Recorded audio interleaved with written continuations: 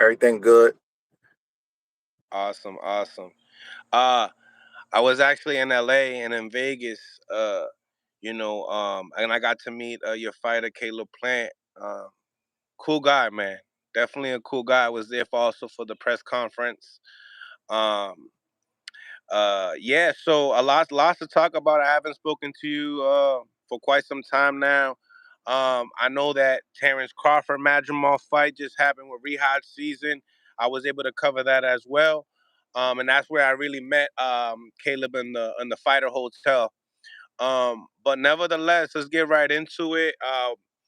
Obviously you guys are coming back September 14th under that card. Um, Great card as well, but I want to get your thoughts first and foremost on that rehard card. What fight really intrigued you the most? Uh, the Terence Crawford card. Yes, yes. Um, it was all good fights, man. That was good matchmaking. Crawford fight obviously intrigued me because he's like the number one or one of the best guys in the world. I got him number one, so obviously every time he fights, it got a lot of historical significance because you know, of where he's at in his career at the present time. So that fight intrigued me. Jared Anderson intrigued me. Um, Let me think. Who else? Who else? Jared Anderson. I picked El Rayo, I so picked him that was too. cool. I picked him too. Yeah. Wait a minute, you picked him? Yeah, you picked him. You picked him. You picked him. Yeah. All right. Picked El Rayo. I picked him. I picked El Rayo.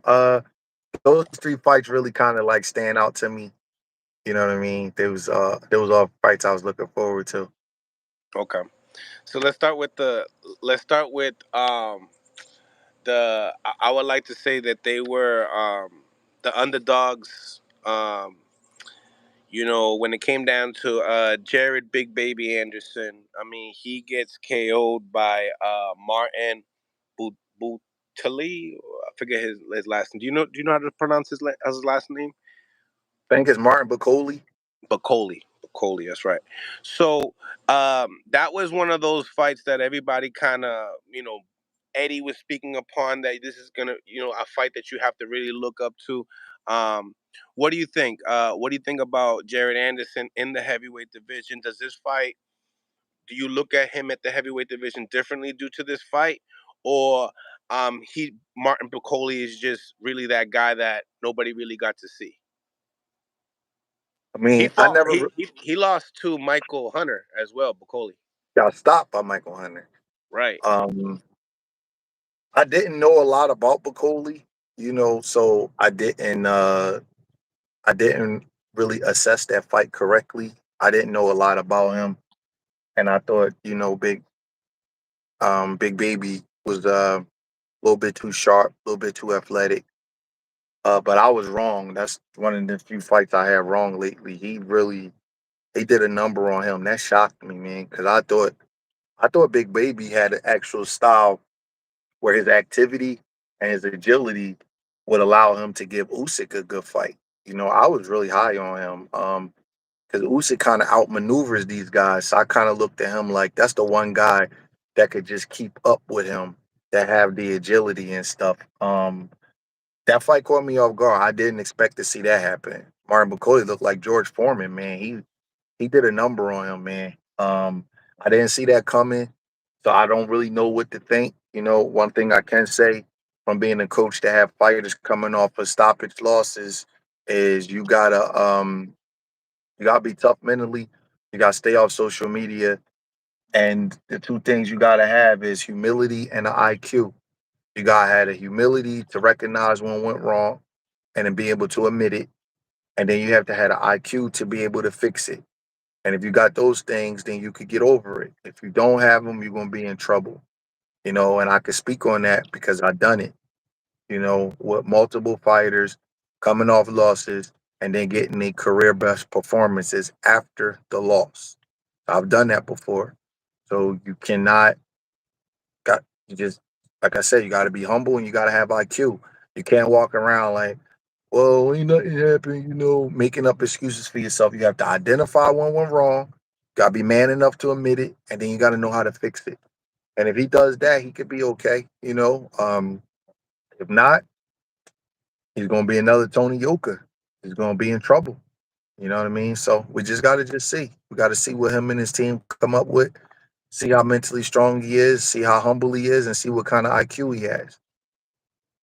What do you think about change of coaches at the pinnacle, at the top? I mean, so I remember Caleb fights Canelo, then in the next very fight, he hires you to be his lead coach. In this situation, we had Sugar Hill come in at the pinnacle of his fight. Does that, as a coach, I believe, I'm not saying that I believe, but the type of chemistry for a big fight like that, does that have to be performed before, like at a step under to get that chemistry, or you just jump right in the limelight? I don't know because it depends. Me and Caleb jumped right in the limelight against Darrell. He got knockout of the year. It depends. Everybody's different. Everybody works different. I wasn't there to see what happened in camp with him and Sugar Hill. The one thing I say about changing coaches is we all have to be careful of not changing the fighter to what we want him to be and making them do what our more comfortable style to coach is. We have to bring out what's good in the fighter and just tweak it and just enhance it. So um I've been blessed to be able to work with guys in many different styles that could do a lot of things. So I kind of like let them fight the way they naturally fight, and then I'll just tweak it. I'll just tell them what I think here. Because you watch Caleb, I haven't changed his style. He don't fight nothing like Karan Davis. You know what I mean? He don't. You know what I'm saying? He's naturally more similar to Julian, but they different. Julian Williams. So I don't make a guy. I may show him a move or two or things like that. And I'm not saying this happened with Jared Anderson. I have no idea. But I see guys changing coaches all the time. And the thing is that, some coaches they just believe in their way. And you when you get a guy, if you get a blank canvas, you get a guy when he first starting out, you can mold them differently. But when you got a guy that's already 20 something and know he's already made millions of dollars, you have to sort of like you have to be flexible. You can't have a cookie cutter routine with that because it's not going to come off because dude already did made a lot of money and done a lot of things before he ever start training with you. So then y'all going to clash. So you got to be humble in that aspect of being able to bring out the best in him without trying to change him too much. And uh, a fighter can only get but so much in one camp. It's you're not going to just do everything in one camp. You got one, maybe two moves at the most, man. You know what I mean? You can't do everything in one camp. So you gotta just more focus on him being the best version of himself instead of so much trying to change him and everything. Because a lot of times, man, when these guys have most guys, let's just be honest, they change after a loss or a bad performance. That's just the way a fighter's mind works. You lose, I got to get a new coach. So I accept that. That's how it is. But a lot of times, what went wrong in the fight is something so small. It's not really something big. Sometimes it could be in camp too long. I'll give you an example with Caleb. With Canelo fight, he was in camp too long. He was just in camp too long. The postponement of the fight, it fried him. It fried you when you're a high intense guy. You be in camp too long. Um, so one of the things that I've tried to do with him was tell him like, yo, bro, you better than you think you are. You don't need to be in camp 10, 12 weeks. That's all bullshit. I never believed in that. That's before I even thought about training him or anything. Man, you can do a great camp in 6 to 8 weeks. All that long training, that's scared training, man. That don't do nothing but fry you out. Your sparring partners start picking up your moves. They start getting the better of you, and then it become a domino effect. Then you start losing your confidence, and then the next thing you know, everything goes out of whack in camp. That's what happens when you stay in camp too long. Uh, you just don't have to be in camp that long, man. And so that's just an example of one of the things that, like, and that's a small thing. That's a small adjustment. You stay in shape in between your fights. start camp about 75% shape, and all you need is 6 to 8 weeks, man. At this level, you're not a kid just starting out boxing where you got to go through all of the basic fundamentals all over again. So I don't know what went wrong with Jared Anderson, but I do know that a lot of times these guys think they need major overhauls, and they don't. They just need a small little thing here or there, and you can perform. And this is a game of inches. At the top level, everybody can fight. There's one little mistake here, one little mistake there, and you know, and then the best fighters, they seem to be able to fix and adjust those mistakes on the fly without everybody seeing them lose. They can do it without that. So I don't think I think Jarrett's a real good fighter, man. He don't have to do all of that, man. He could, I'm not saying he did, but I think he could be fine. He could just find his chemistry with Sugar Hill. They could work out whatever they need to work out, and I think he can come back. He might want to stay off social media though, and because these people, man, are brutal. The media, the fans, they just brutal on social media. And Jared's been giving some interviews, and then if you divulge too much of yourself to people that are just mean and cruel, they're gonna take everything that they know about you and they're gonna use it against you to say negative, mean things about you, and then that's gonna seep into your psyche. So you gotta be careful. People keep throwing stuff up in Jared's face about him saying how he wants to be done with boxing or he don't like boxing or something of that sort. I don't remember. I just That interview he remember. did in the past with Roy. Yeah, that stuff is coming back to haunt him because now it's being thrown up in his face over and over again. And then you got to just be careful with divulging your inner self. This is a cruel world. We in a dog eat dog sport. If you have a weakness, people will pinpoint it and go after it. You got to just be really, really careful. When I was seeing the interview of Jared saying that, I said, "Damn, I wish that young man didn't tell the world that because now things are With a going to Brad change Fitness from him." Black Card, you don't just get a great workout. 100%. Huh? No, 100%, Oh, 100%. yeah, so he just has to be careful what he divulges to everybody, in the interviews and things like that. And because when you say stuff like you don't want to be in boxing that long, your matchmaking changes. Because then the powers that be say, how much time do we have to make money off of this guy? You feel what I'm saying? Things You change. 100%. They start matching you different. They start putting you in different kind of fights. They won't take their time with you Off because what this you is stuff. say in an interview.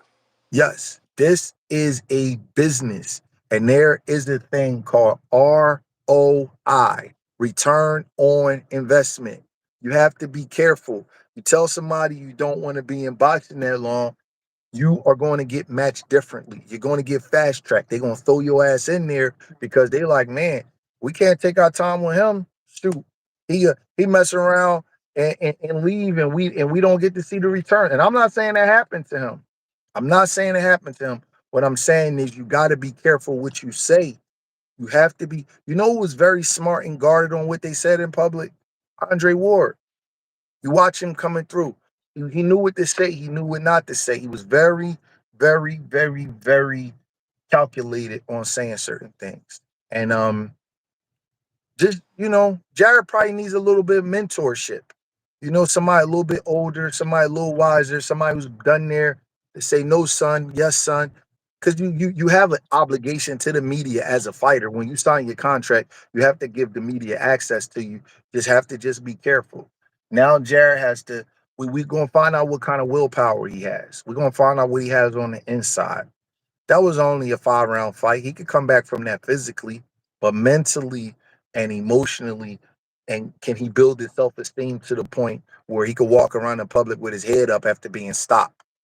Can he build his self esteem up to the point where all of his buddies over there are all undefeated? Can he be able to hang around them and be in those conversations?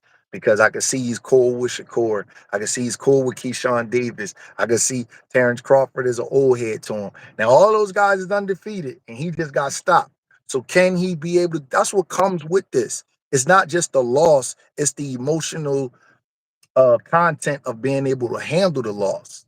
You know what I mean? It's very, very deep when it comes down to that. When Julian got hit by Charlo with that uppercut, Julian Williams, the Hmm. first thing I did, the first thing I did was let him spar with no headgear on. First thing I did, got back to the gym. He ain't have his hair get one down my spar anyway. You all right? He had a little You too. needed answers. No, I didn't need answers. I knew it was a great shot. You got hit. You get hit with that kind of shot, you gonna go down. He ain't Yep. go out. Remember, he got up. You I needed I him to didn't. know. I needed him to know. I didn't need the answers. I needed him to know. You know what else I did after that? I sent his ass to camp with Triple G. Ask Abel Sanchez when Triple G was getting ready for Canelo. I sent him out there because I wanted him to know he was fine. It was just a shot. You know what I'm saying? So it's a lot of little things you could do. Mental. One day he called me. I'm like, yo, you going to camp with Triple G? He was like, huh? I said, you going to camp with Triple G? He was like, all right. So you're going to be out there about 3 weeks. They flew him out there. I jumped on the plane. I used my air miles. I jumped on the plane, rented a car, drove up to Big Bear so I could see the sparring. Me and Abel Sanchez is cool. I sent him and Karan Davis actually. Yeah, I met him in this week as well. Yeah, man, it Good was. guy. I sent them both. They loved the work. Triple G loved the work. Julian did great in camp. After the camp, I was like, "Did you break like a piece of glass? Everything's all right." He said, "Yeah." I said, "Okay, no problem." And that was just the end of it. You know what I'm saying? But you gotta have somebody to overcome that with you. One thing I see in these fighters, man, they talk back to their coaches. They don't listen. These guys don't. I'm not calling out no names. These guys don't listen, man. I don't know if it's upbringing. I don't know if it's bad nerves.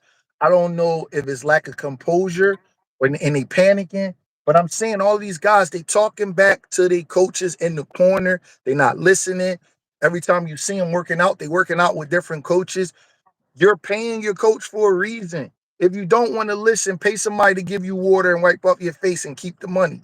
But you got to listen. You got to allow yourself to be coached and to be groomed. And that's my pet peeve. And I'm a very flexible guy. I really am.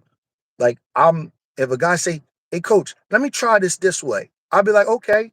Like there's a thing with a hook that's thumb down and a hook that's thumb up. Everybody throw it differently. I A teach the hundred. hook Yeah, thumb up. I'm here. I'm here. Yes, I teach the hook thumb up because you can throw Yeah, more than one, right? yeah, me too. I, I got a kid that goes with his hook down. You know what I said? Go ahead, man. So I'm an open guy, but it can't be like every time I tell you something, we going back and forth, back and forth, back and forth. You got to be coachable. I don't know if it's in the culture or whatever. Everybody thinks they're a free thinker and they want to question everything. You got to be coachable. You have to allow yourself to be coached. You have to So, trust coach, your trainer's eye. do you think it's boxing per se? Because you've been in the basketball field. You know what I mean? As a coach, do you get the same attitude to it? Because I play basketball. I know that the coach is the main reason why we get to where we get to. You know what I mean? Obviously, you got your I, stars, I, but it's a team thing. I think it's character. And I'm not saying it in a way of like I was the most compliant kid. I probably was an asshole as a young kid. I, but me and my basketball coach, funny story, my basketball coach is Karan Davis's great uncle, just by just chance. And I um we still have a relationship to this day, bro. And I graduated high school in 1994. That's the only teacher that I invited him to my wedding. We still got a great relationship, you know. But I see a lot of these fighters, man. I probably shouldn't say this, but I'm gonna say it anyway. I see fighters that make a trainer choose between their livelihood and disciplining them. And I don't, and here's what I mean by that. You keep telling the guy something over and over again, he wants to do it his way. The trainer finally says, fuck it. I'm gonna get my check. Let him go ahead and do what he want to do. You don't want to make a trainer do that choice, make that choice. Because if a lot of trainers feel like if they gotta choose between feeding their children and feeding their family, and then making you do what they want you to do, they're gonna choose to feed their fucking family and feed their children. You understand what I'm saying? So these fighters, you don't want to make a man choose to do that. If I'm telling you something over and over again and you're not listening, now there's times where I'll just say, you know what, I gotta walk away. I don't want to be with that fighter. But there's Yeah. also times where I'll say, you know what, man, I ain't passing up on no $75,000, 100,000 check $100,000 check in one night. This dude don't want to listen. Let him do what he want to do. You don't want to make a trainer choose that, and it burns the trainer out to have to keep saying something over and over and over and over again. Yo, man, watch your weight. Yo, man, keep your hand up. You're giving this guy the back of your head. Whatever he's telling you, you don't want to keep making him do that because these guys are so hard headed these days. And like again, I might have been a hard headed kid. I don't know. I might not have did everything my coach told me to do, but I think overall that I have respect for authority and respect for my elders, and I try my best most of the time to do what I was told. But I watch these fighters, elite fighters, talk back to their corners all the time, and it turns me off completely. You know what I'm saying? And that shit is all good till it ain't good no more. And then you're gonna be looking for a new coach. You're gonna be wanting guidance. You're gonna be wanting these things. I see guys. Talk to I him. gotta go away from camp. I gotta get away from my distractions. But bro, the whole time they in camp, you know what they doing? They on the phone arguing and with their friends, their family, and their girl the whole time. Well, you're not away in camp because you're giving the same people the same access to you. You don't have to. If you're gonna go to Big Bear for camp and talk on the phone and argue with your girl all day, are you really away in camp? Because your mind isn't. Camp Right. is in the mind. You know what I mean? Gotta I lock hear in. you.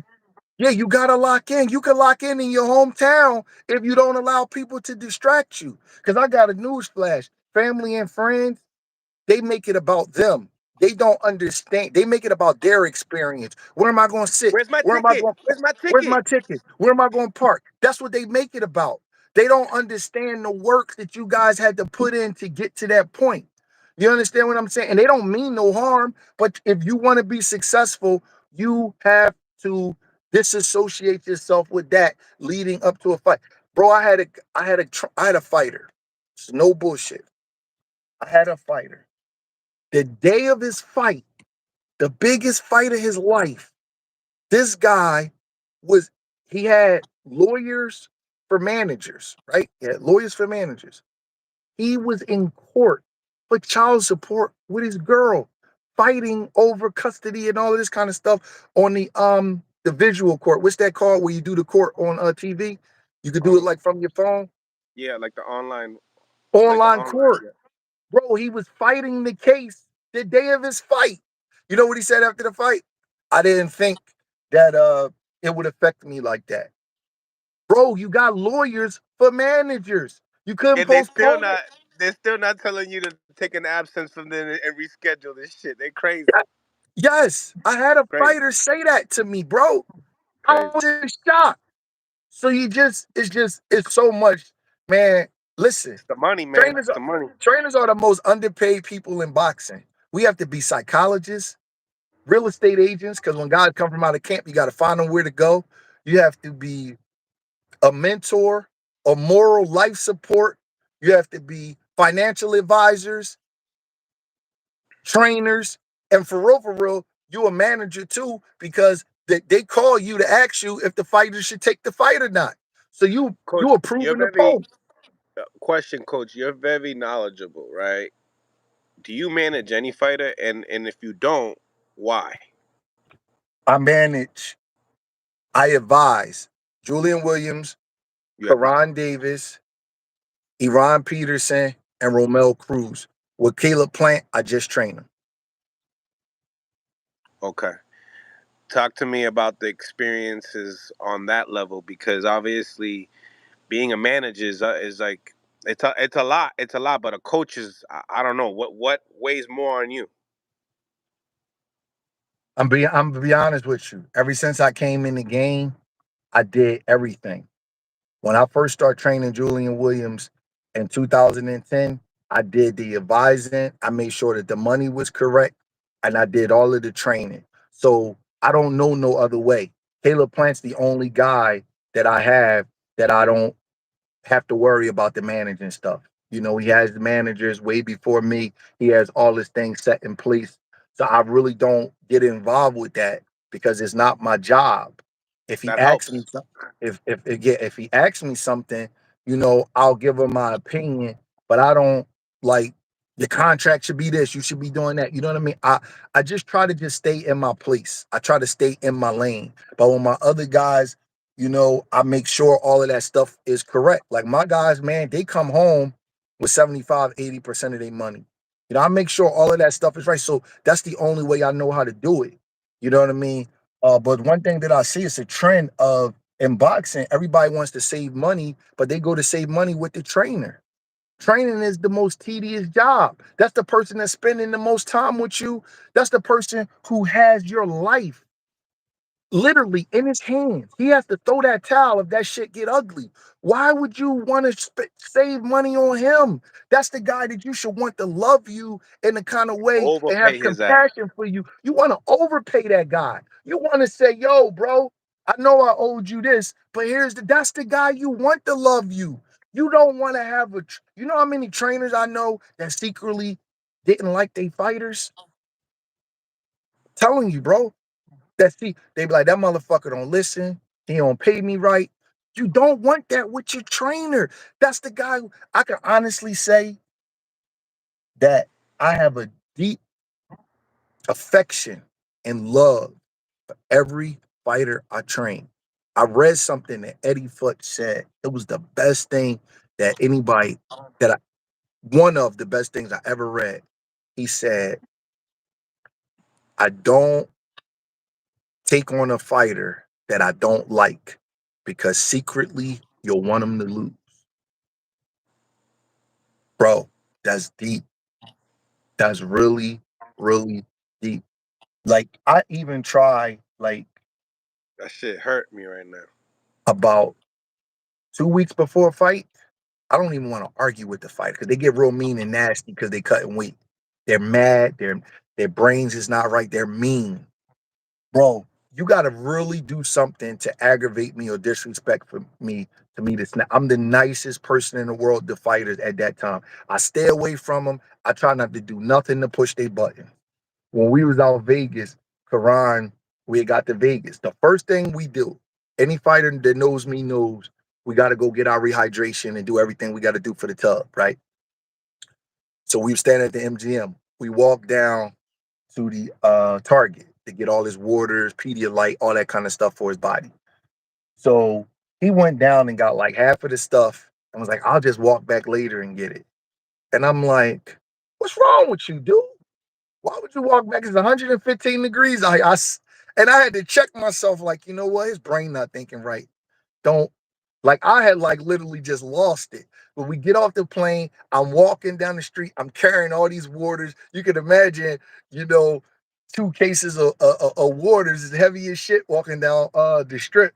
So I'm carrying all this stuff, and he like, man, I'll just come back later. I'm like, what?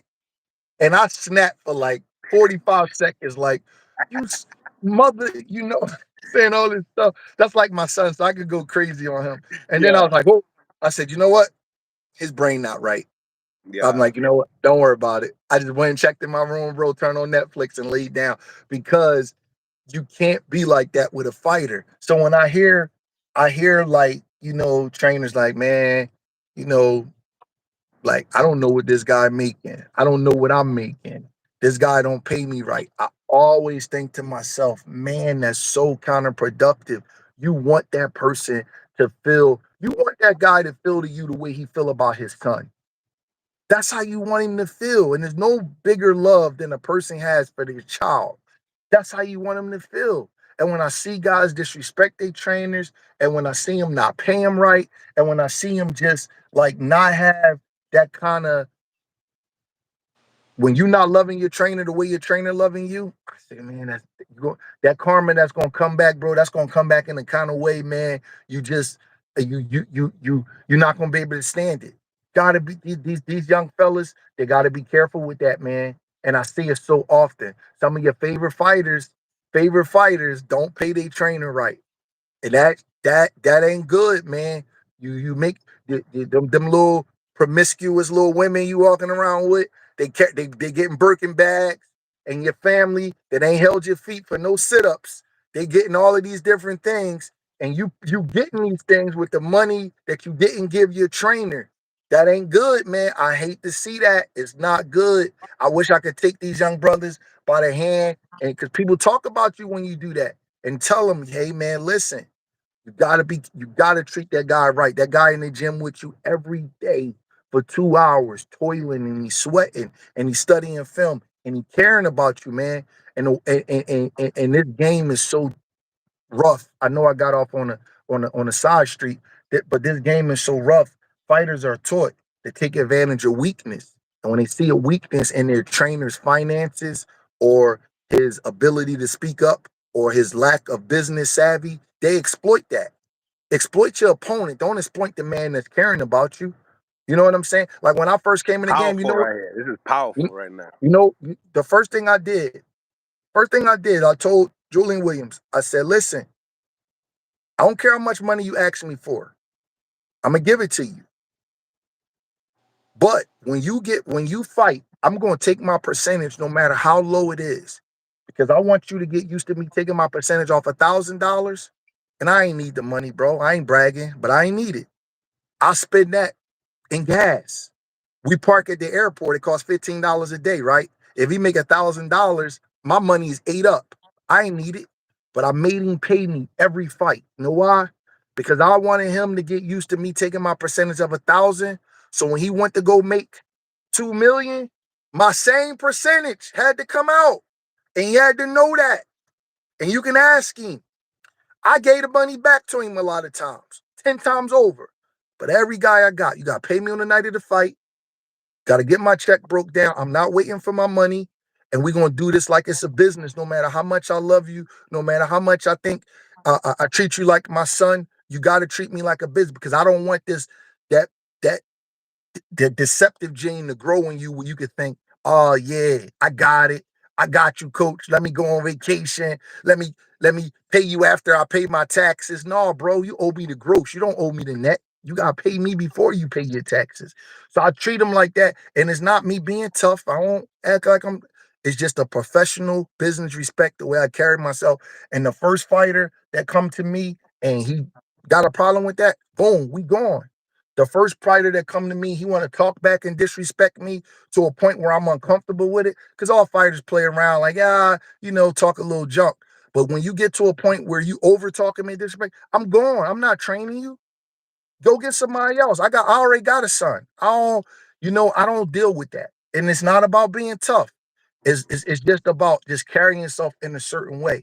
And I say this to say fighters of this era could be better fighters if they just submitted to their coach and just allowed the man to coach you and for y'all to grow and get better. You don't gotta leave your coach because you have a bad night or something like that. Y'all grow together and just listen and learn and execute. Because if he love you, anything he tell you to do, he mean for it to work.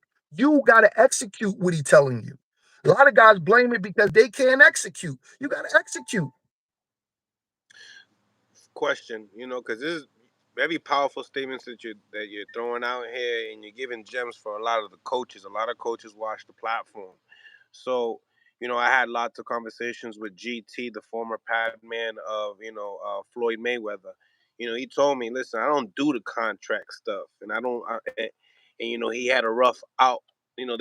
They separated and stuff like that. And you know, question if Floyd Mayweather, ask, hey, Brett, I want you to, be in my corner, do my pads. You hitting them with a contract?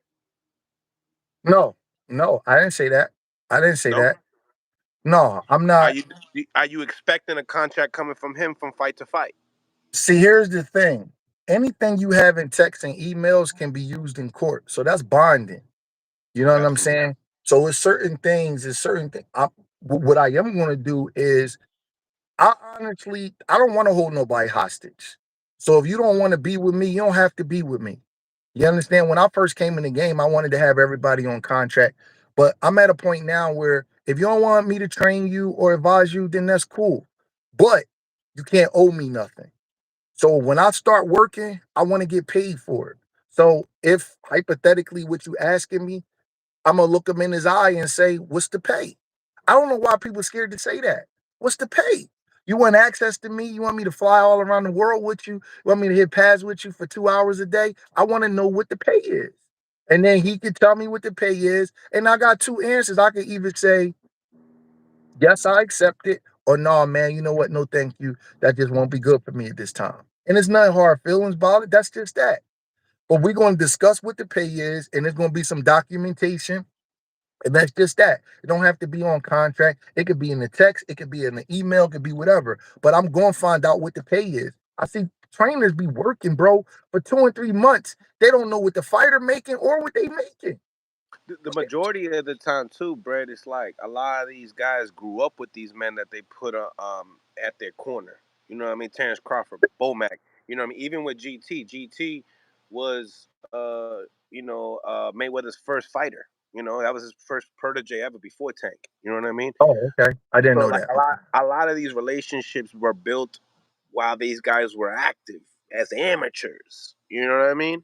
And then they give them that role. You know, you are an exception to a lot of that. 'Cause I don't know when you came in from basketball, and I don't know when you made that transition in your life, but what I see from a lot of your fighters from the outside is respect. I mean, you got Caleb Plant that called you up off of respect of what you have done in the game. You know what I mean? So your outlook from a lot of these other coaches are different. So how you come out on a business tip, you're giving a lot of game for even those guys that are in that specific position of being, friends to now lead trainer. Listen, let me just tell you this though. I'm going to tell you what my I came in the game in 2010, right? I Yeah. known Julian since 2007. Okay. I knew him personally. Yeah. I still was on my business with him because Yeah. this is a business. This is a business. And I explained that to him. I, it's full disclosure. Like there's nothing that was hidden. He sees everything. I explained it to him. This is how it's going to be if I'm going to be working with you. You know what I'm saying? And most guys, if they're not trying to burn you or get over on you, they're gonna be good with it. Mm. You know what I mean? Like, why wouldn't you want to see your trainer get paid? You Yeah. want to be the only one driving the Benz, bro? Like, come Uh, on. can't be the only Crazy, bro. one rocking a Rolex, man. Yeah. And then it's this little thing like guys keep getting more money, but they want to put a cap on what their trainer can make. Bro, like if you make 50 million, all right, if you don't want to get a guy 10%, okay, fine. But why would you want to get a guy 250,000 and you making 50 million? God damn, bro. Don't you want to see the man that's helping you eat? I don't get it. Yes, yes. But again, I watch all they change these little chicks' lives, man, and these girls be jumping around from rapper to ball player to boxer, and they be walking around taking them shopping. I'm like, you shortchange your trainer and you taking them on shopping sprees. I was brought up different, bro. I want everybody to eat around me. All my close friends, no matter what we was doing, they all ate. Ask anybody who been on a boxing team, on a team that I'm on, any of the other trainers, the cut man, the strength and conditioning coaches, they all ate. Everybody eat. Ask them. Interview Mike Rodriguez, the cut man. Interview Tony Brady, the cut man. I mean, the strength and conditioning coach. Interview Asim Bayat, Julian's other trainer. Interview all of those guys, and you'll hear him be like, he makes sure I come up like that, man. I come from a place where if your people around you is not eating, they'll try to do something bad to you because they're gonna be jealous, and then you're gonna it's gonna form an inner rivalry between y'all. You know what I'm Exactly. saying? You don't want that. You don't want to be the only one pulling up in a new Audi. You don't want all of that. You want your people to feel good while you're feeling good. I 100%. got a problem with a guy who he want to make 10 million and don't want nobody on his team. You want everybody on your team to be $25,000 a year guys or $15 an hour guy. Why Trying you to want slut me everybody out. to be Yeah, why you want everybody to be like that, man? You know what I mean? So it's a lot to this game, man. But I see some of the bad character that get brought over with these fighters, man, and it just ain't good, man. It's not good. 100%. And to go back to what I was saying about Jared, he can overcome it. He listened to his coaches. He be humble, show his IQ, and fix the problems. He can overcome this. Now, the second, the fight that you called, the upset with Rayo Venezuela and Pitbull Cruz, really big deal on the card. Um, But before we get into that, what do you think about Ruiz and Big Baby Miller? They scored at a draw. A lot of people thought that Big Baby Miller won. What's your thoughts? From what I saw, Big Baby Miller was winning, but I only saw it from like the fourth or Ah, fifth round on.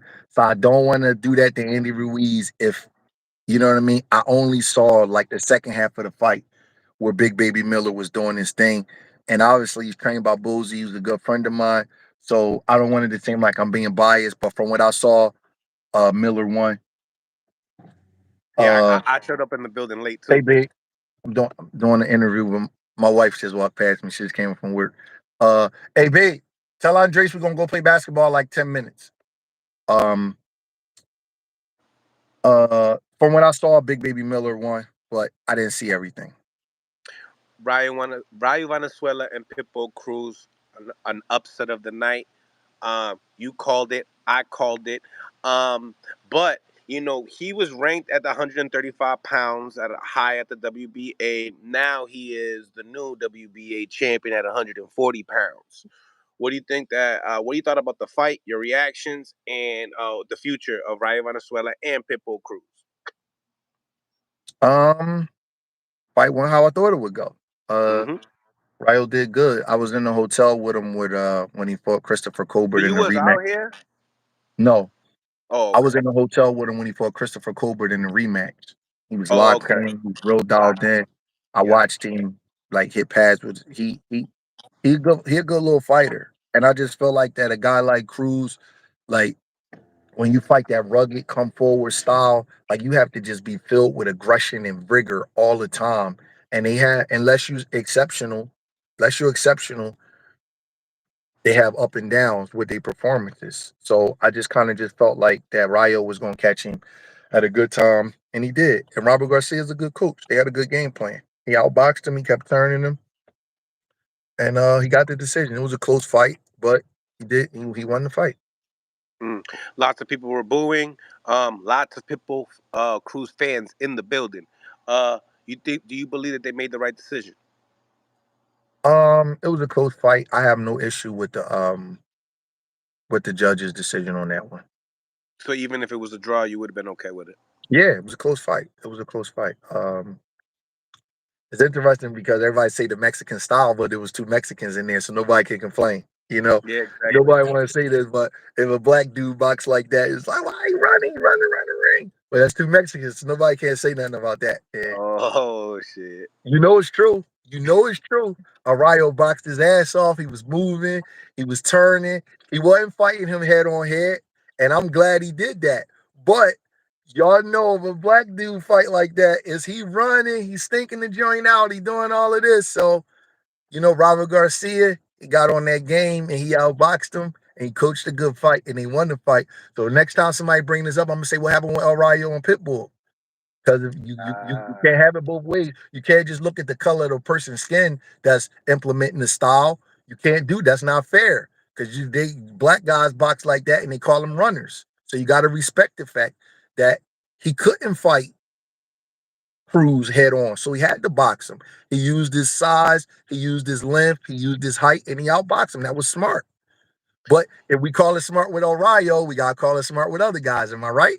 yeah, no, 100%. But for some weird reason, right? If you're a Mexican that speaks English and not just like if you like, you don't get like the respect or something, because like he's not getting that like Mexican love. Like he's not. I mean, he's not being called a runner, but in the same time, he's not getting like they're not embracing that win either. I don't know. I mean, I live in Philadelphia. I don't know what they're embracing, but I'm glad the kid won. Right. Getting into the main event, Terence Crawford, Ismail Madrimov. What your thoughts about the fights? Lots of people are talking about, hey, Terence Crawford moved up to 54. Canelo Alvarez said, hey, Terence Crawford knows how it tastes to be at 154. He knows now. He knows now. What do you think? What do you think about the performance? A lot of people were saying that it should have went the other way. I don't know. Talk to me. What's your thoughts on it? Um, I never got an impression that the fight should have went the other way. I thought Hmm. Crawford won the fight. I thought But he he didn't beat him up.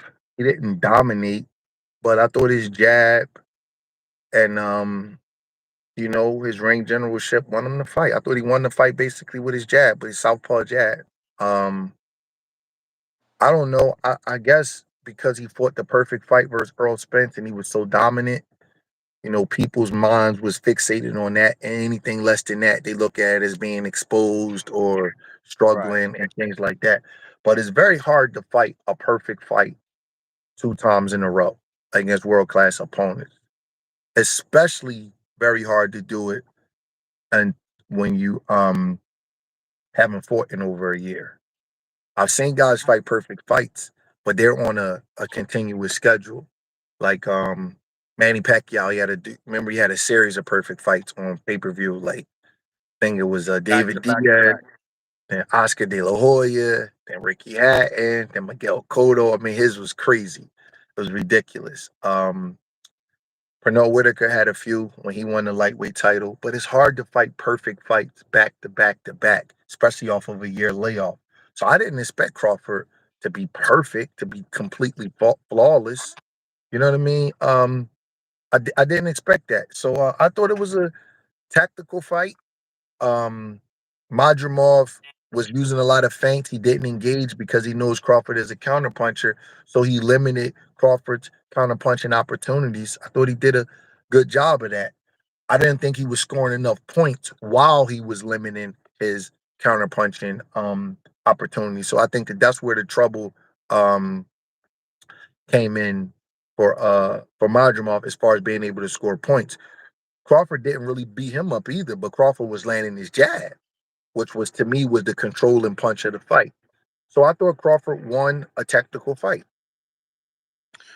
Now, was it a close? How did you have it? Like, how did you have the scorecards? I wasn't scoring with a pen and pad. I honestly wasn't, but when I was watching the fight, I'm like, damn, why did everybody think Crawford lost? What happened?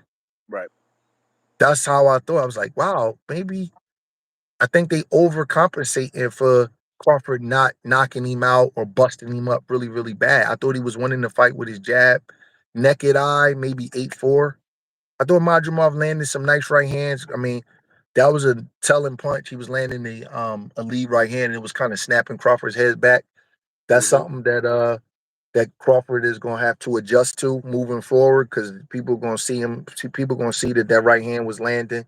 A guy like Canelo, who's a little sharper than Madrimov, he would have to be real careful with that. But that was a good shot. But Crawford was landing his shots too. I didn't see all of the controversy, man. Maybe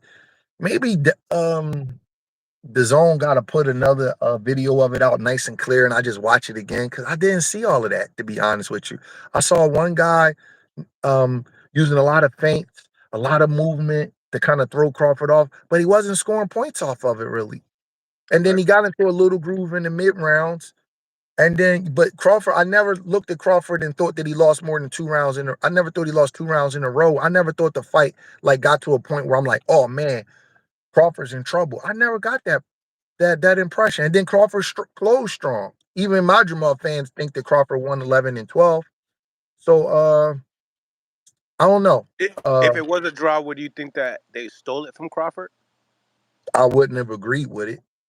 I'm not Mm. going to. Yeah, I wouldn't have agreed with it. But what I like to do is I'm not a person that falls into the cliches of boxing and just repeat some of these ridiculous myths that go on. Close fights can be robberies if a clear round that should have went my way goes your way. That's a robbery. So you can have a 7-5 fight, 115, 113. That's a robbery if the correct rounds don't go right. So I don't like to see just the total score. I want to see the breakdown of the rounds. That's Right. really important. That's much more important than the overall score because like there might be a specific round where it's like no way that the other guy could have won. And if that guy get that round, it's like You I'll give can't you say an it's a example. swing round. You can't say it. You can't say it. You got it. You can't use that excuse. I'm gonna give you an example. Let me give you an example. Felix Trinidad and Oscar De La Hoya. Mm. I've been on your show plenty of times. You know Trinidad was one of my favorite fighters. Mm-hmm. I thought he lost to Oscar De La Hoya. I'm gonna be I, honest. yeah. And Tito, Trinidad's I'm my sorry. Yeah. Tito's my guy. That's my Like guy too. That's my guy. Like, I think he would run rampant over this current era of junior middleweights and Mm-hmm. most of the welterweights. But I love Tito. But I Mm-hmm. thought Oscar beat him. I'm be fair. Oscar had his number that night. But a judge gave Oscar the 12th round.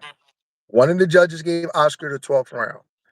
In my opinion, he gave Oscar the 12th round because the fight would have looked too far because he had Tito up by too much. So it wouldn't have Okay. looked right if Tito would have won the 12th round and won the fight by like 4 or 5 points because it would have been like, God damn, Tito lost like 6 or 7 of the first rounds and then he came on late. How the hell do you have him up by so much? So he overcompensated. So it wasn't just his scorecard, it was the round that he gave Oscar. He gave Oscar the 12th round, and Oscar didn't throw no punches in the 12th round. Got what I'm saying? So I look at things like that. 100%. No, 100%. So, I mean, do you need to see Terence Crawford, possibly go up to 160, maybe fight some more 54 pounders before entering a fight with a Canelo Alvarez at 168 pounds? No. You know why? Because he's about to be 37. He's Mm. about to be 37. So that building that body is No, not. no. I mean, if he keeps fighting these kind of guys, he'll eventually take a loss. You know what I'm saying? He's a great fighter. He's a human being. You know what I mean? He's Mhm. a human being. He proved he's a human being. He's a great all-time great fighter, one of the best fighters I've ever seen. But I mean, how many fights does he need to build for Canelo Alvarez at 37 years old? Really? He run into the wrong young kid at 160 or 168, he can lose. You know what I mean? Like, I love Crawford. Bro, he ain't beating David Benavidez. That's too much mass, too much size, and too much skill. He not beating him. You know what I'm saying? So he gotta be careful. He just can't fight anybody at 68 for a tune up. Like, I think he could beat a lot of guys at 60, but like, would he really want to chance himself with the dude Johnny Beck? Would you really want to go through that before Canelo when you can just get through Canelo? Because it's a training camp. It's the punishment. It's a lot of things on your body to go through. Like, That's the first name I say when I compare that. I'm like, do you want to go to 160 to fight Beck? Like, that's a tough listen, fight. if he did it, I would give him his props. But man, a lot of these guys, when they get to a certain point in their career, they need to be turned on. They need to be turned on by the opponent and on that particular night. You read what Ray Leonard said? He said, man, I didn't want to come back and just lose to anybody. I wanted to fight Hagler. I didn't want to do a tune-up. I knew I was rusty, but I couldn't get up in camp for just any old guy. So even though Johnny Beck's a good fighter and Crawford is the ultimate professional, he ain't gonna push his buttons the way Canelo would. So if I'm Crawford, I know that people may think that he can't handle Canelo at 168 because he had a tough time with Madramev. But I'm not saying he shouldn't unify 154. That would be great. That would be historically, you know, a significant thing that he did. Or, yeah, But, undisputed. but I wouldn't have a problem with him going straight to Canelo because that would turn him on. That would get the best out of him. You guys don't realize this, man. Camps are a grind, bro. They get boring, they get monotonous, they wear you down. Camps are a grind, and it's hard to go through camp for just anybody, Mm. especially when you feel, you know what I mean? These guys, they're human beings. They get bored. Their minds start playing tricks on them. You know what I mean? You need a fire up under you when you've done what Crawford has done and made the money that he made. So if Canelo is the guy who turns them on and can bring the best out of him in camp, then so be it. I wouldn't have a problem if he went straight to Canelo, win, lose, or draw. If not Canelo, who would it be? I mean, do you like the unification with Fundora? Do you like a Charlo fight? What's the fight that you want to see? Those are all good fights. Charlo brings a lot of money, and I think they got bad blood between each other, don't they? Absolutely. Um, Tim Zoo is a great fight.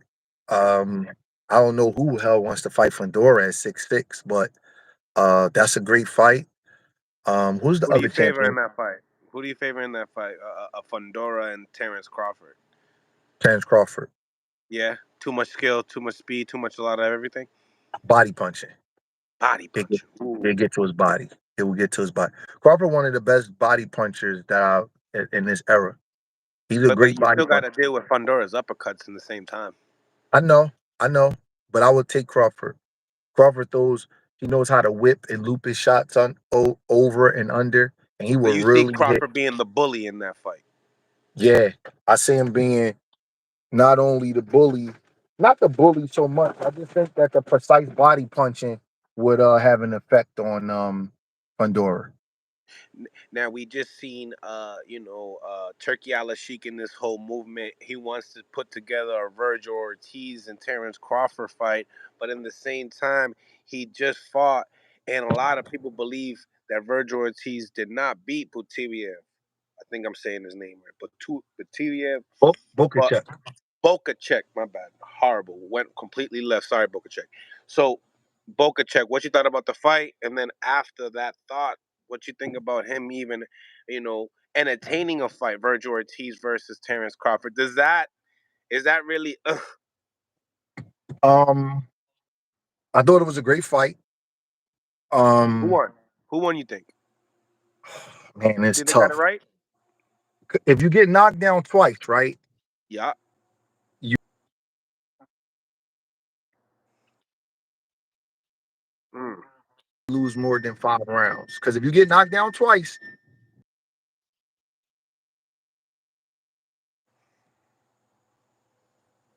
Shit. Signal went down and it was getting goodies. It was getting goodies. Don't worry, we'll get him back on. Driving the basketball. He's doing daddy old thing and coming up with us too. Salute. All right, yeah. Yep, we're back. We're back. So Boca Check and Virgil Ortiz. I think you can't lose more than 5 rounds if you get dropped twice. So he got dropped twice. If he wins 7 and he lose 5 and he get dropped 113, 113. I wouldn't have had a problem with a draw. Again, when I'm watching the fight, I'm not scoring it like with a pen and pad. Virgil seemed like he was getting the better of a lot of the work because his punches come off a little bit flashy and they come off a little bit more sharper and more appealing to the eye, more aesthetically pleasing. But I seen a major flaw in Virgil is we use this term in the gym. He's so high strung, he allows himself to get carried too fast. And what I mean by that is he's working too hard to get what he needs. And he was totally exhausted and depleted at the end of that fight. Um, and those punches, that dude is wiry strong. Bokachek is a strong dude, man. That's a strong guy, man. He don't have one of those imposing physical builds, but he is strong, man. He was hurting Virgil. That right hand did some damage, man. And I didn't like the way Virgil looked at the end of the fight. He looked like a depleted fighter. And my honest initial impression is that if he don't figure out a way not to get carried so fast and stop trying to do everything so hard and fast, he's gonna get hurt by guys like Crawford and Boots and those guys that got speed, but it's that smooth, controlled speed, and they'll be able to. The first part of the fight, it'll look even, but over the course of time, they'll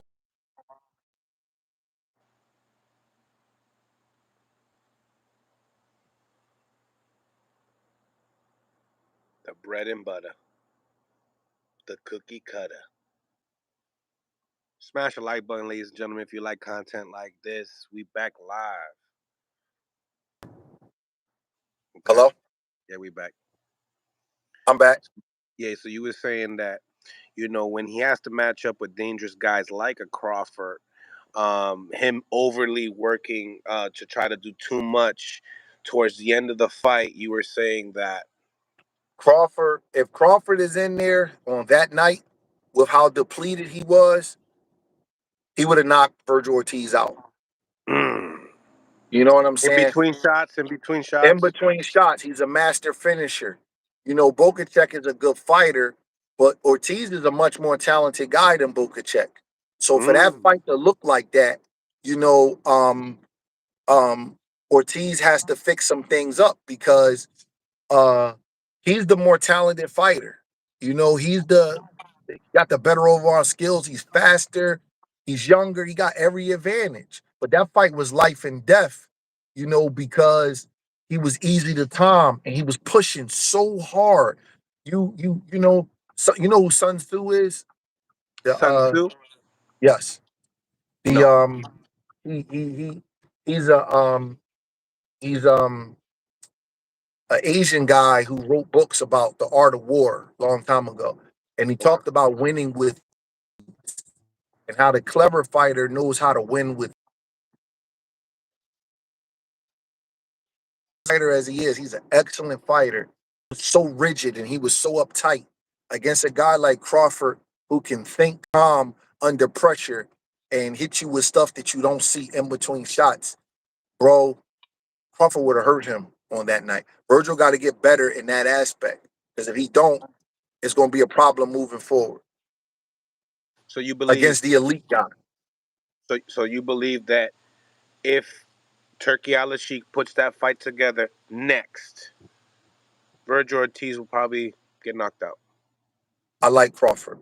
I'm not You like Crawford. You're not gonna I go said that far. Crawford would have stopped him on that night with how depleted he was. You ever see a guy that depleted versus Crawford not get taken out? He's going to For stop him. sure. No, yeah, 100%. You gotta He- you he's gotta a be he- yeah. You got to be sharp all night with him. You gas can't be tank is depleted something like that yeah, you yeah, can't be thinking about gas tank. yes. You can't worry about no gas tank with him. He gonna run you out of the ring. And Virgil, by the 10th, 11th round, bro, he was depleted. Yeah. You know what I mean? He was just fighting off of heart and instincts. And there's nothing wrong with that. I respect Virgil. But Volkacek brought that out of him. And Volkacek is not on Crawford's level. Volkacek is not as talented as Virgil. So the fact that Volkacek brought that out of him, he just got to get better in that aspect. I'm not saying one day he can't improve on it or be able to beat Crawford. I'm just saying that right now, that's a major flaw versus a guy like Terence Bud Crawford. Yeah. And I know it's a big age difference. I know Crawford could get old any day, but if he's still in his current form, Virgil Ortiz is made to order for him. Made to order. I like that one. I like that one. And I agree. Made to order in the late rounds. Um so now, Turkey Al Sheik also mentioned he would like to put Shakur Stevenson and William Cepeda on the co-main event on that card. What do you think about the fight? It's a good fight. Terence I'm Crawford, Virgil Ortiz, Shakur Stevenson, William Cepeda. gonna tell you right now, bro. I don't believe it's gonna happen though. Nah, Somebody somewhere gonna say, "Nah, pulling out. not yet." Somebody gonna say, "Nope, not yet." I don't know who it's gonna be, but man, that's a hard card to put together. And I'm gonna tell you why. I'm gonna Okay. tell you, and I hope I'm wrong because I'm a boxing fan. I love seeing big Yeah, fights. I hope you're wrong too. For real. I hope I'm wrong, but William Cepeda has never won a world title, right? Never. He's the number one contender in 4 sanctioning bodies, right? Hmm. Right? Yep. At 35. Yep. Most top brain trust or managers or whatever you want to call them, if they have a choice, I didn't have a choice. But if you have a choice, will Bless you. Bless you. you put your fighter in a fight for his first title shot as the underdog? Think about that. Think how many blue chip prospects take their first title shot as underdogs. He will be the underdog versus Shakur Stevenson. Say whatever you want about Shakur. Shakur is a very difficult style, right? Yep. Yep. So if you could choose who you were fighting for a title, because you're the number one contender in all sanctioning bodies, do you pick Shakur or do you pick one of the other champions at 135? The game is to be sold, not to be told. But A hundred I'm just percent. saying, I don't know if they're going to pick that guy for that reason. Well, I mean, you and I both know this is a business, right? So it's like when Turkey Al Sheik comes in and wants to propose that fight to happen, which I talked to William Cepeda, Panda's coach, Panda, and they said that this fight is gonna happen. I think late. I think he said late September, early October. Okay. Well, if the manager signs off on it, then it's gonna happen. That's They had fine. a conversation with him, Jay Prince, and Turkey Al Sheik, and this fight is supposed to be locked in for that. Listen, if that's what it is, then What does that fight I'll look like to you, though? it's a great style matchup because volume punches give volume punches give uh pure boxers trouble because they just throw so many punches and they don't worry about what they hit. And Shakur Stevenson, um, he's been receiving a lot of criticism lately with some of the things he's been saying and doing in the media. So I Mm-hmm. think that, I think this is a tougher fight than people might realize because, you know, uh, when that happens and you start making people mad in the media, the next thing you know, and I think Shakur is awesome. Like I don't get into that. So this ain't, I'm not nobody. I don't know for sure, but what I do know is that in boxing, when the media start criticizing you and people start having a problem with your personality and things, the next thing you know, scorecards start going against you. You people know what I'm talking about? I know Yep. you know what I'm talking about. These guys is Yeah. human beings, so you got to be careful what you say and do, especially when you're not a knockout artist. Cause I remember, Jamel Charlo.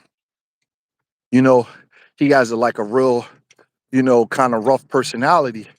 And then the Yeah. next thing I know, uh, uh, he fought Austin Trout. He scored two knockdowns, and he was the champion, and it was a majority decision. And I could remember I was talking to Julian on the phone, and I said, "Man, they ready for Jamel to lose now." We both said it at the same time. Julian said it, and I said it. Next thing you know, he lost to Tony Harrison. Remember? So I'm Mm-hmm. just saying, Shakur got to be careful now with with the where he's at in his career right now. With a guy throwing that many punches, he has to 100%. be really, really, really, really careful. September 14th, your fighter and you guys will be coming back.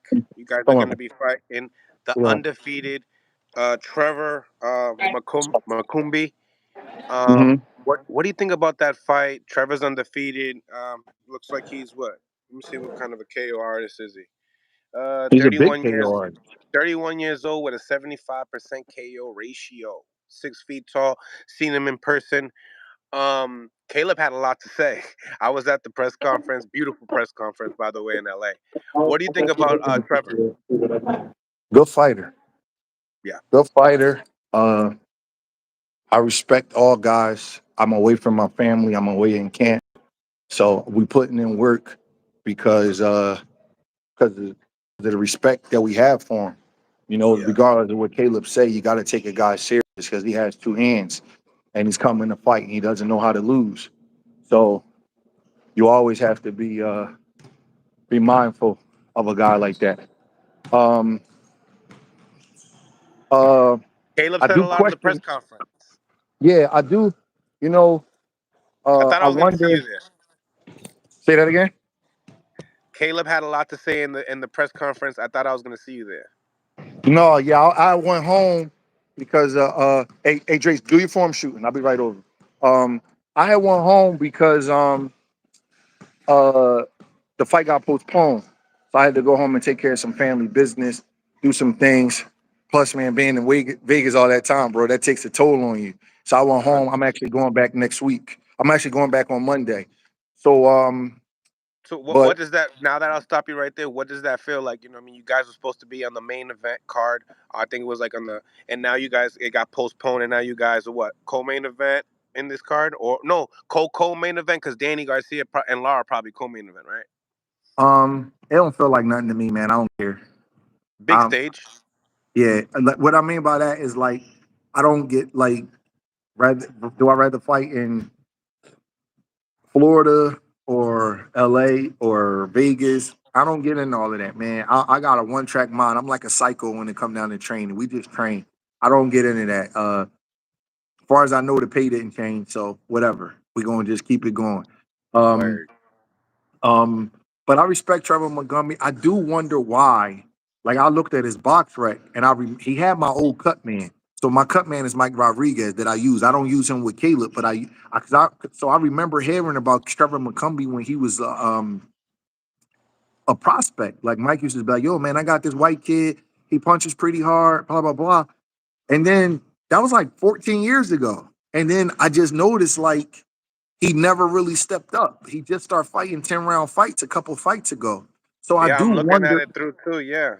yeah, I do wonder like what happened with him as far as like his progress is concerned. Because he was with Top Rank. Top Rank got good matchmakers. They really knew what they were doing. And so I don't understand how you could have this many fights and still be like was fighting 8 rounders all that time. Like, bro, I never even had the luxury to do that with my guys. Like once my guys got to 6 or 7-0, they had to fight 6 rounders. Once they Yeah, got you to like 11-0, they had to fight 8 rounders. Once they got to 13, 14-0, they was fighting 10 rounds. I never seen matchmaking like that in my whole life. Like, dude was like and, 24-0 before he fought a 10-round fight. So I don't know yeah, what happened with that. See, I look at the he got little two things 10 rounders. He got two 10 rounders on in his belt 28 fights. in 28 fights. And what's catching me right now, a shitload of first round knockouts. You know what I Yeah, mean? I With don't. a lot of padded records. I see a guy that I know. Fabio Pena. He was a former Olympian back in the days, So I don't coming know. up into the weight. I gotta watch him. I gotta like. I don't know. I know he has some PED issues. He got suspended for Yep. PEDs. So I don't Caleb really said that. know. It's hard for me to get a gauge on him because his progression as a fighter just got like thrown off somewhere. Something happened with him, or maybe his people didn't have confidence. Something happened. You know, Yeah. Top Rank is not going to just give up or walk away from. I don't want to bring race into it, but a big punching white kid that's undefeated. I knew you were gonna say that. That's a But you're marketable kid. curious to figure out what happened, huh? Yeah, I am curious. Like, what happened? Like, how come this guy's not a star, or we don't already know what he is? He's almost like a prospect, almost like a 24-year-old guy. So I'm not criticizing him, but I do He's wonder what 31. happened. Maybe it's a confidence thing. Some guys don't like to step up. Maybe something happened behind the scenes. I don't know. But when I study a fighter, I do look at that and I just be like, God damn. You know what I mean? That's kind of strange. Especially when I got a kid like Karan Davis who got fast track. He won nationals 3 times. They Yeah, threw his ass in the ring, man. You know, so when I see this guy fight like that, I'm like, wow, he was he got some privileged matchmaking, man. The guys that he fought. You know what I mean? So but I'm taking them serious, and Caleb is taking them serious, and expect a really good fight, man. You know, both guys got a lot on the line, and that's the way I like it. yeah, um, yeah. I like it. What's your predictions on it? I think Caleb gonna take him in deep waters and drown him. Mm. That's what it looks like. That's what we It look, training for. yep, that's what it looks like. The experience alone. We're gonna take him in Um, deep waters, and stick his head under the water. That's the plan. Take him in deep waters. Take him to a place. People can say what they want about Caleb, but he's been in rough. He knows what it's like to come back to the corner and know he didn't win a few rounds. He knows what that's like. He knows what that's like to be in the ring with monsters. So we're gonna take him there. We're gonna take him to that place, and we're gonna see if he can handle it. You know, Seemed like one of his toughest opponents. He went the distance after 10. Uh, Christopher Pearson. Chris Don't Pearson know is a how junior middleweight though. a junior Pearson middleweight. is junior Yeah, middleweight. I know Chris Pearson. Chris Pearson was signed with PBC back in the day. He was signed with yeah, Mayweather Promotions. I know Chris pretty good. Chris was training in Philly up Bosey's gym. Chris is a junior middleweight. No disrespect, but that's a junior middleweight. Look at yeah. Chris Pearson's box record. You can see his fights was at junior Yeah, middleweight. no, I see it. No, I was gonna say that. That's why I'm looking at it. I'm like, yeah, I definitely see a stoppage, and it's a good matchmaking coming off of he got a loss coming off of Benavides, so I think this is a pretty good matchmaking for Caleb just to stay talked about at the division, at the highlight of the division. Now, Obviously we had David Benavidez. I Yo, mean, listen, bro, you gotta make this fast though, because me and my son, we only got an hour at the all right. court. Okay. Last question. Berlanga, Canelo. I like Canelo, man. He's like, we already went through this one. Come on, don't play with that. All right. So No, I I'm mean, not. look, I'm not going to disrespect Edgar Berlanga. He's a fighter, and all fighters deserve respect. But if you asking me who I think is going to win, I like Canelo. You know, what do you think about the press conferences? Does that move you? Do you even watch those? I think that we all got to have some self awareness, and you read between the lines. We got to have some self awareness, man. I think that Canelo got the right demeanor, and I think Edgar is a little bit, you know, he gonna figure it out when he get in the ring. You got to watch certain things, man. But I think he lit a fire under the old man. You know what I mean? Canelo kind of guy, the best thing you could do is catch him while you're not training. He done made 300 million, got a bad knee, so training probably, training camp is a pain in the ass for a guy that got the money he got. Now Edgar done aggravated him and giving him incentive to train. So you gotta, sometimes you gotta let the sleeping dogs lie, man. And I think that he gonna make Canelo wake up 5 o'clock in the morning and try to send him to the ER. You know what I mean? Because he pissed him off. He keep disrespecting him. And but he don't want to have to fight him. I don't have to fight him. So let him do what he want to do. That's just my I mean, opinion. what kind of a cherry pick do you believe this is? Because at the end of the day, you know, watching the press conference, me being there live, it seems to me that Caleb Plant and Edgar Berlanga is probably that fight that's more trending than anything else. I didn't call it a cherry pick. No, No, you you just you you said just you said I did cherry say pick. that. I But I'm never said cherry listening. pick. I'm listening. It's like it's not no chance. If it's not no chance, then that's a cherry pick. I never said no chance. I Okay. just said I like Canelo. Everybody has a chance. Also, I he just got a said I pretty like. good chance. Sure, he hit him on a point in the chin. Anybody could go, bro. Canelo come in the ring, 80%. Edgar Berlanga fight over his head. Anything can happen. If you're asking me who's going to win, I'm picking Canelo. You're asking me Bye. how I think he's going to win? By, I think Canelo is going to try to torture him. I That's do. messed up. Yeah. Yeah, I think he's going to try to torture him. Canelo is good Just because enough he's Puerto where Rican. Damn it. I think because of his mouth and a lot of things, and I know somebody that's associated with Canelo's camp. I think he's gonna try to torture him and just beat him up and beat him to his body, just like ruin him and just beat the shit out of him. I think And that he's what gonna ruin get. him? Yeah, I think he's gonna try to ruin him. Yep. I think he's gonna carry him late and try beat him by 10th or 11th round and really hurt the kid. I do. And I wouldn't be surprised if Belanga got disqualified and just didn't want the embarrassment of just getting ruined like that in front of his family and friends. Because I've seen him bite people before, and I've seen him make certain kind of comments. So I think he's the kind of guy that, like, I wouldn't be surprised if he just lost his cool and did something dirty. Hearing his coach Mark say, I feel like Canelo's not going to give no sympathy. He gave sympathy to Munguia. Is those words and a little bit of that, is that where you get your feeling from? A little bit, but no disrespect to Belanga, Munguia is a better fighter.